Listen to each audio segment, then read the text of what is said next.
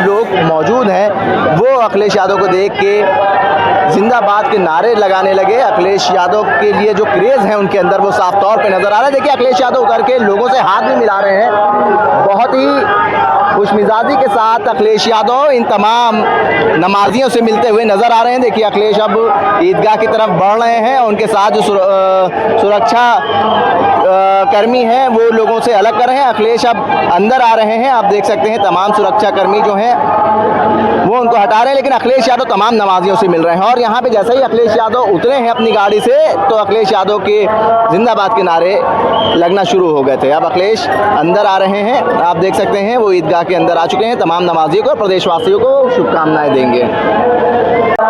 ऐशबाग ईदगाह में आज ईद उल फित्र की नमाज अदा की गई। आप देख सकते हैं लाखों की तादाद में यहाँ पे नमाजी इकट्ठा हुए हैं और अभी नमाज अदा की गई है, जिसके बाद अब इमाम खुतबा कर रहे हैं, फिर दुआ होगी और बड़ी सुरक्षा व्यवस्था का इंतजाम पुलिस के तरफ से किया गया है। आरआरएफ के, पीएसी के और पुलिस के जवानों को यहाँ पे तैनात करा गया है।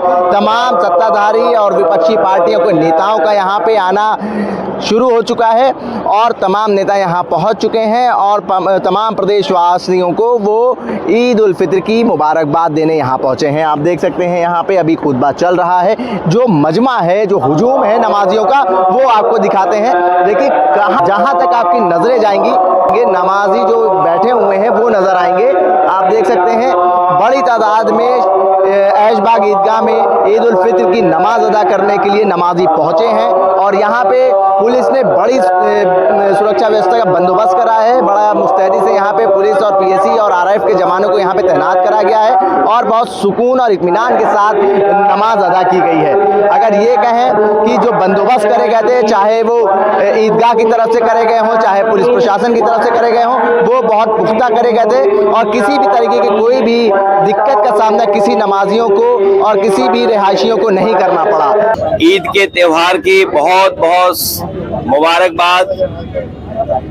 आज आपके माध्यम से पूरे प्रदेश, देश और दुनिया के सभी लोगों को बहुत बहुत आज मैं मुबारकबाद देना चाहता हूं। ईद का त्योहार हम सब खुशी से मनाते हैं, एक दूसरे से गले मिल कर के, सिवैयां खा कर के, और उम्मीद करते हैं कि जिस तरीके से हम सब गले मिल कर के एक दूसरे का सम्मान करते हैं, एक दूसरे से कैसे हमारे बीच मोहब्बत बढ़े, प्यार बढ़े, लगाव बढ़े, और यही हमारे देश की खूबसूरती है कि जहाँ पर अलग अलग धर्म के, अलग अलग रास्ते पे चलने वाले लोग सब हम एक साथ मिलकर के रहते हैं। दुनिया में भारत जैसा अच्छा देश, हिंदुस्तान जैसा खूबसूरत देश कहीं नहीं है जहाँ इतनी जाति धर्म के लोग मिलकर के रहते हैं, त्योहार मनाते हैं, एक दूसरे से खुशियाँ बांटते हैं। जहाँ हम एक दूसरे की खुशियों में शामिल होते हैं, वहीं एक दूसरे की दुख तकलीफ में भी शामिल होते हैं। हम एक दूसरे की परेशानियों में एक दूसरे की मदद करते हैं। यही समाज हमारा इसी तरीके से बना रहे और जब हम सब मिलकर के रहेंगे तो हमारा देश और तरक्की और खुशहाली के रास्ते पर जाएगा। आपके साहब कह रहे हैं कि जो रेस्ट्रिक्शंस लगाए गए हैं ये एक अनडिक्लेयर्ड इमरजेंसी है। मेरे पत्रकार साथियों, हालांकि आपको पता होगा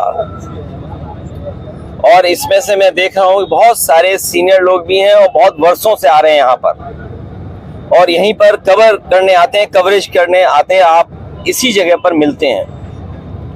कभी इतनी बैरिकेडिंग नहीं होती होगी।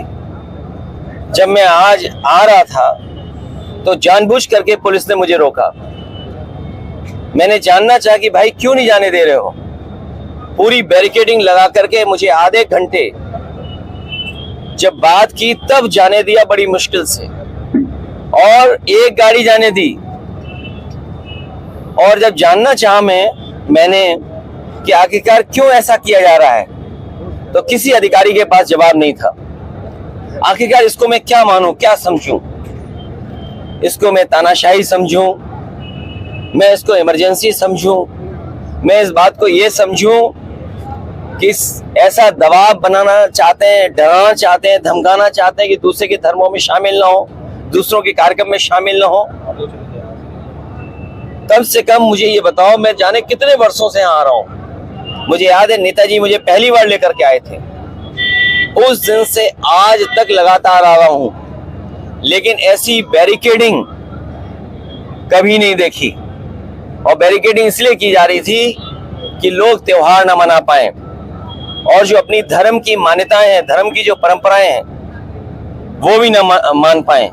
तो सबसे बड़ा खतरा लोकतंत्र को है, संविधान को है। ये सरकार बड़ी जिम्मेदारी के साथ मैं कह सकता हूं, या मुझे नहीं कहना चाहिए, लेकिन फिर भी मैं कह रहा हूं कि ये देश भारतीय जनता पार्टी संविधान से नहीं चला रही है।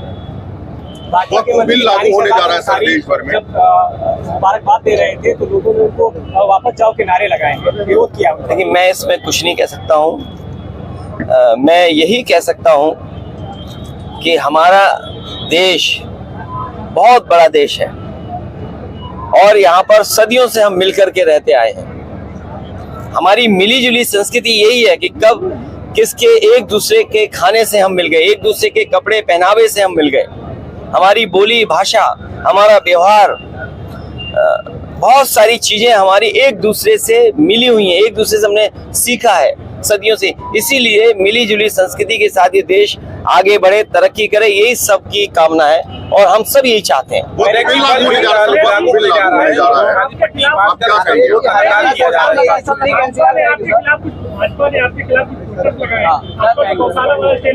मैं तो भाजपा से कहूंगा, अगर गाय के सवाल पर हमसे बेहतर कौन जानता होगा। भाजपा वालों को मैं इतना कहना चाहता हूं, जो पोस्टर लगा रहे हैं, जो चैनल में डिबेट कर रहे हैं और बड़े बड़े एंकर, ये जो बड़े बड़े राष्ट्रीय चैनल हैं जिनके एंकर बड़े बड़े बहस कर रहे हैं गाय पर, मैं सबसे कहूंगा कि गाय संरक्षण के लिए काम करें। जितनी भी हमारी एंकर महिलाएं हैं, एंकर पुरुष हैं, और जो कंपनियां इन्वेस्ट कर रही हैं इन चैनलों में, मैं उन कंपनियों के मालिक से भी बड़े हाथ जोड़ के निवेदन करूंगा कि वो लोग भी गाय के संरक्षण पे, गाय को के संवर्धन पर, गाय के और हमारी कैसे पले बढ़े उसके लिए काम करें। और जो बात मैंने कही वो इसलिए कही थी मैंने, क्योंकि भारतीय जनता पार्टी के लोग न गिनती बताएंगे कि गाय और सांड कितनी है उनके यहाँ, न गिनती बताएंगे, न मरने वालों की गिनती बताएंगे, और बजट आखिर कहाँ खर्च हो रहा है ये भी नहीं बताएंगे। तो मैं अपने पत्रकार साथियों से कहूंगा, जितनी जिम्मेदारी से मुझे आप जानकारी दे रहे हैं, उतनी जिम्मेदारी से संख्या कहलवा दो उनसे, और उस संख्या में एक महीने में कितने लोगों की जान जा रही है गायों की, वो भी संख्या बता दें। और आखिरी में अपनी बात कहता हुआ, ये सब बहस इसलिए भारतीय जनता पार्टी छेड़ती है क्योंकि जो बुनियादी सवाल है, किसान की आय दोगुनी होना, नौजवान की नौकरी रोजगार का सवाल, इन्वेस्टमेंट आने का सवाल, महंगाई का सवाल, बिजली महंगी का सवाल, इलाज दवाई है ही नहीं अस्पतालों में, और सबसे बड़ी बात जो छिपाना चाहते हैं वो जो भ्रष्टाचार है, ease of doing corruption, ease of doing and taking commission, ease of doing घोटाला, और उनका ही सबसे प्रिय अधिकारी लापता है, भगोड़ा है, साबित हो गया है। और मैं आपसे कह रहा हूं इतने चैनलों के सामने, मुझे किसी ने जानकारी दी है कि वो आईएएस अधिकारी मुख्यमंत्री आवास में छिपा हुआ है। बड़ी बात नहीं कह रहा हूँ। कौन सा चैनल है आपका, बड़ा चैनल है छोटा चैनल है? ये चैनल का नाम नहीं सुना सर। वक्त बिल्कुल लेकर के तकरार चल रही थी, आप ये नाम नहीं सुना सर। आप देश भर में सर वक्त लागू होने वाला है। विधायक नंदकिशोर गुर्जर अपनी सरकार के खिलाफ हमलावर हैं। देखिए, हमलावर नहीं है। उन्होंने कहा कि माँ का दूध पिया हो तो, अगर ये बात गलत हो तो बताइए। बिल्कुल सही कहा भाई, जो विधायक है कब दुख तकलीफ में होगा, परेशानी में होगा, उसका अपमान हो रहा होगा, वो अपमान नहीं सहन कर पाया। अपमान जो हुआ उसने अपनी भाषा गुस्से में निकाल दी। तो अब सोचिए, उन्हीं का विधायक ये कहता हो, उनके अधिकारियों का माँ का दूध याद दिलाता हो। अब अधिकारी जाने और बीजेपी के लोग जाने। अखिलेश जी, सड़कों पे कांवड़िया चल सकते हैं तो 5 मिनट की नमाज क्यों नहीं हो सकती? वो ठीक कह रही हैं, क्या कहेंगे सर?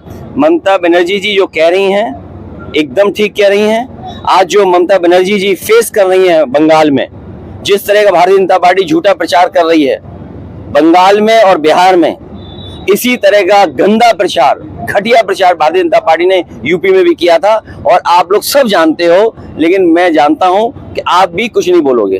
अबू आजमी क्या कहेंगे सर? वो कांवरिया अगर सड़क पर चल सकते हैं तो नमाज 5 मिनट क्यों नहीं हो सकती? उस बहस में मैं नहीं पढ़ना चाहता हूं, लेकिन जो सड़क है, मेरे साथ कौन चलना चाहता है? अभी सोमवार को कौन चलेगा मेरे साथ? बताइए सर, कहाँ चलना है? हाँ अच्छा, हाँ ठीक है। एक है देवी, उनके पास हम और आप सब लोग चले, ठीक है? हम ले चलेंगे आपको, हम लोग ले चलेंगे।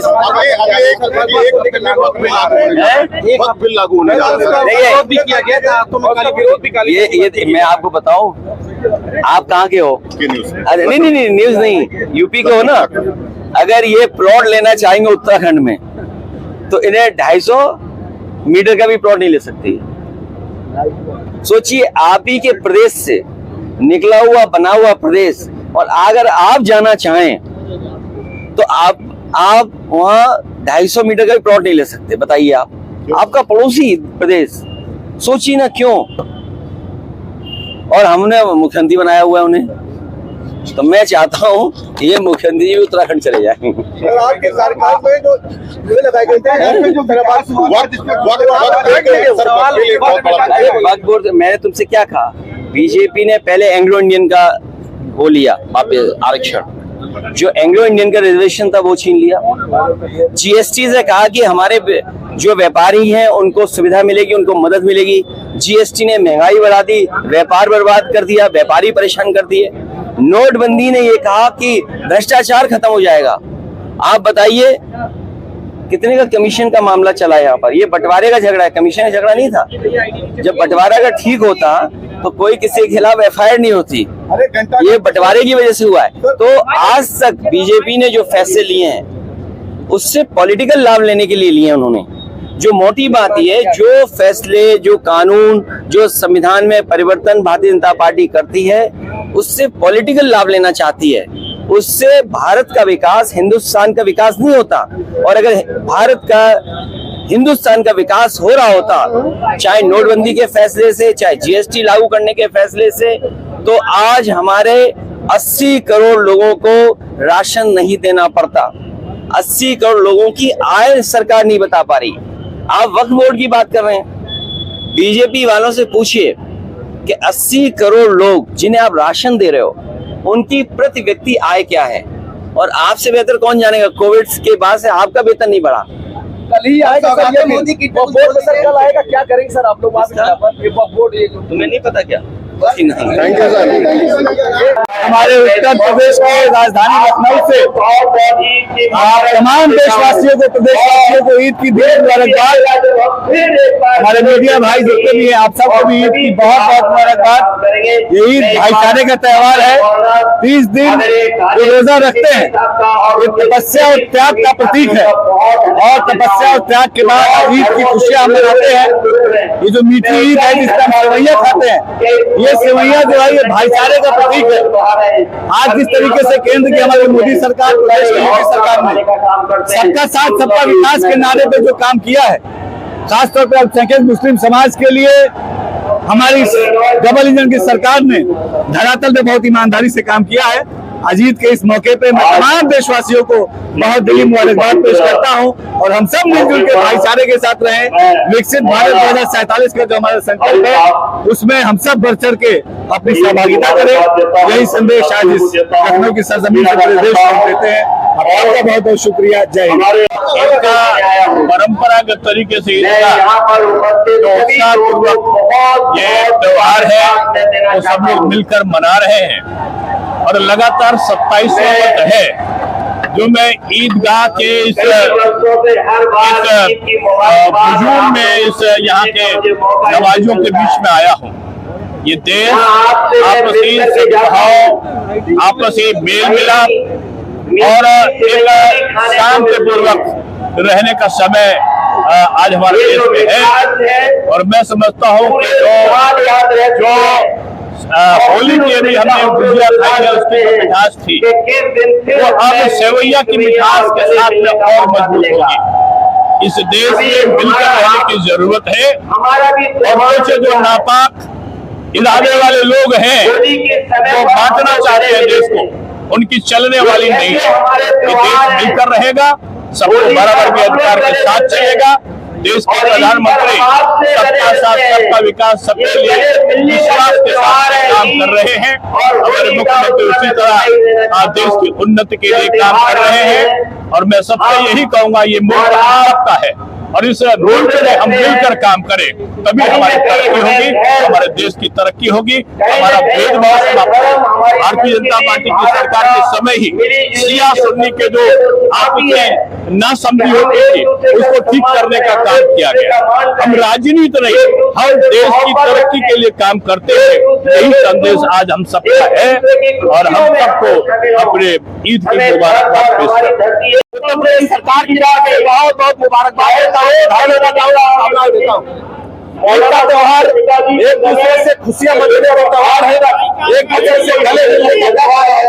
ऐसे मुबारक प्रदेश सरकार की हमारा जो मुस्लिम बंधु है बहुत बहुत मुबारकबाद देता हूँ और भरोसा दिलाता हूँ प्रधानमंत्री नरेंद्र मोदी जी के सबका साथ सबका विकास सबके विश्वास के आधार पर है। जन जन को जोड़ते हुए मुस्लिम समाज और सर्व समाज के जीवन में उत्थान लाने के लिए माननीय नरेंद्र मोदी जी काम कर रहे हैं। सबको साथ चल रहे हैं और देश का सर्वांगीण विकास सबका साथ सबका विकास सबके विश्वास के आधार पर हो रहा है। बहुत बहुत धन्यवाद। ईदगाह पर आया हूँ मैं अपने पूरे साथियों सहित आज ईद के इस पवित्र दिन सभी अपने देशवासियों को प्रदेशवासियों को ईद की मुबारकबाद देता हूँ और ईद का पर्व खूब खुशियों के साथ आपस में गले मिलकर और मीठी सेवैयां एक दूसरे को खिलाकर मनाएं, यह मुबारकबाद देते हैं। और सभी साथियों से कहेंगे कि ये पवित्र महीना रमजान का महीना अभी बीता है, आज पवित्र दिन है ईद का और नवरात्र का महीना है।